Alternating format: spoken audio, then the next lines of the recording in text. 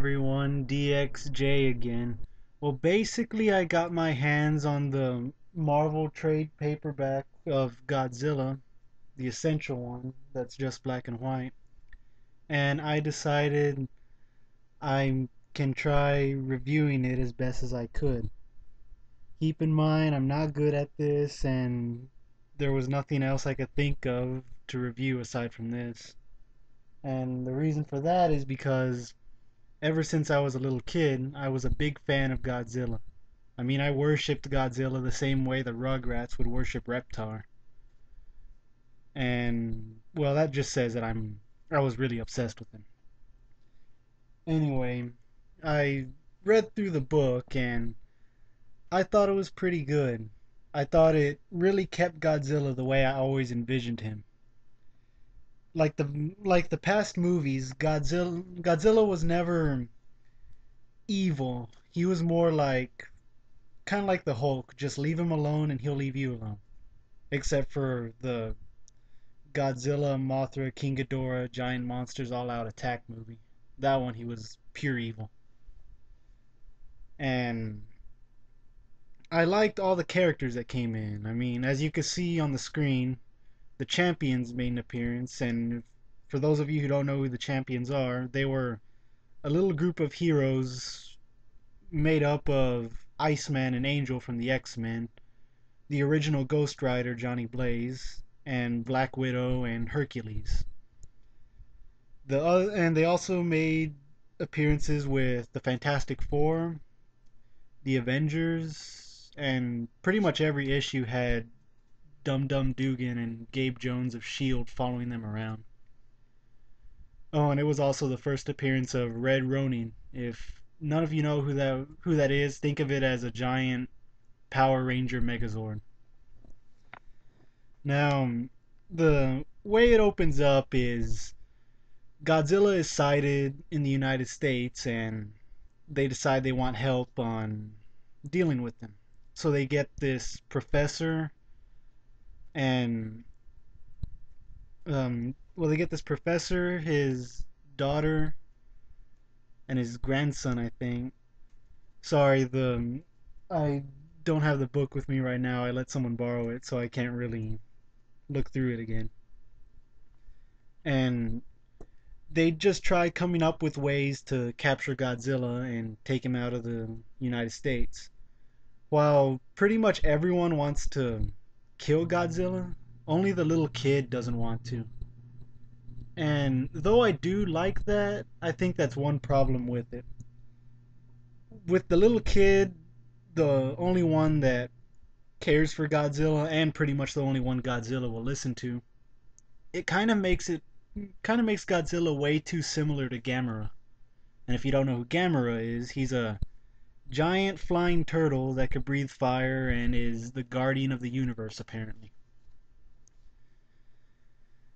And as the book goes on, Godzilla goes across the whole country. He goes to Las Vegas. He goes to the Grand Canyon. There's even one funny issue where cowboys decide they can go up against Godzilla, and surprisingly, they do a pretty good job, considering that all they really had to use were just lassos and their horses. They did a way better job than Shield, by the way. And of course, it wouldn't be Godzilla without him fighting giant monsters. Most of the time when he's fighting the monsters, the little kid is piloting Red Ronin and they're fighting like a giant Bigfoot. They're fighting, I think his name was Dr. Demonicus. They were fighting his monsters. They fought alien monsters. By the way, Godzilla got dragged to the moon by some aliens that wanted to ask for his help to defeat other aliens. And the only way he was able to prove that he was strong enough to do it is by killing those aliens monster. And of course it goes on and Godzilla wins each one, but of course he gets a few injuries every now and then. There's also one where Godzilla was pretty tired and Shield decides they can knock him out and take him into a helicarrier they created for him called the Behemoth, which they end up doing. But then when Godzilla wakes up, he breaks out, of course, and then he just continues to try and run away from Shield until they get Henry Pym, also known as Ant-Man, Yellow Jacket, Goliath, Giant Man, however you want to know him. And they ask him to use Pym particles to shrink Godzilla so they could get their hands on him more easily, which they end up doing. And like each passing minute, Godzilla gets smaller and smaller, and until he's small enough, Dum Dum Dugan goes up against him one on one. But then they're able to catch him when he's small enough. They put him in a little cage and they decide to just haul him off. But then a little accident happens. Godzilla's cage falls in the water. He goes into the sewer while he's still shrunk. He has a little fight with a rat. And Godzilla ends up winning, of course. And throughout the time of his shrinkage, it starts wearing off very slowly and he starts reverting back to his normal size. And first, like, some thugs want to mug him because they think he's just some guy in a costume until Godzilla actually beats them. When he gets big enough, they decide to lure him to the Museum of Natural History to use a time machine to send him back to prehistoric times. And the way they do that is they get the help of the Fantastic Four. Now, that one I really liked because, well, the Thing's my favorite member of the Fantastic Four, and seeing him go one on one with Godzilla was pretty fun. Though it doesn't beat the Champions issue to me. And they do end up sending him back in time. And he runs into Moon Boy and Devil Dinosaur, which are, prehistoric protectors, I guess you could say. Godzilla ends up fighting them at first, but then when Godzilla and Devil Dinosaur are being attacked by another group, they decide to work together and they end up beating the other group, and Godzilla goes back to his normal size around that time, and of course, he's a giant compared to Devil Dinosaur. And somehow he ends up going back to the present day. And because of that, they need to call in help, which is the Avengers. And the Avengers don't do, well, they do a good job, but not as good as you would hope. Really, the only ones that have been effective at that point were Yellow Jacket and the Wasp.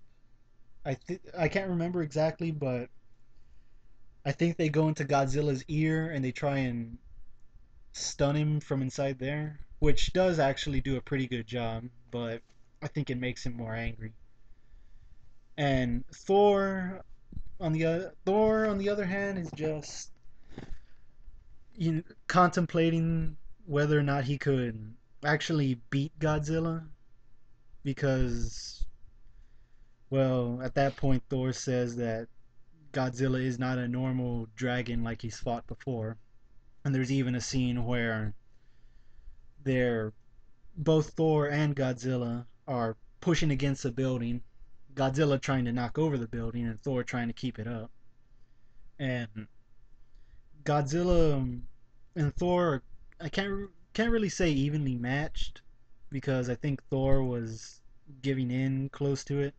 And then the little boy comes out and says to Godzilla that he needs to go away so no one can hurt him, and in turn, no one will go after him, and he won't cause any more damage. And Godzilla ends up doing that, and of course the little boy is sad because Godzilla was his friend and all that, while everyone else is kind of happy that the big monster is away.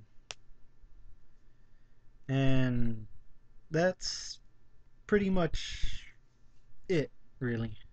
I really liked the book, and I kind of I kind of wish that Marvel did have the rights to make more Godzilla books. I mean, there's nothing wrong with IDW because I also own a couple of those.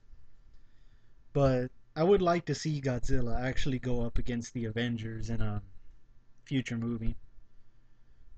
But that probably won't ever happen. But at least we're getting the new Godzilla movie in 2014. And with Pacific Rim coming out the year before that, I hope that really gets people hyped up for Godzilla. And for those of you that don't know what Pacific Rim is, it's basically a tribute to giant monster movies like Godzilla, Gamera. I don't know if I should say King Kong or not. I guess the Japanese King Kong. Well, anyway, I know that I didn't do good at this, and I'll try and get better in the future, but if any of you want to say anything, feel free to do it. Have a nice day.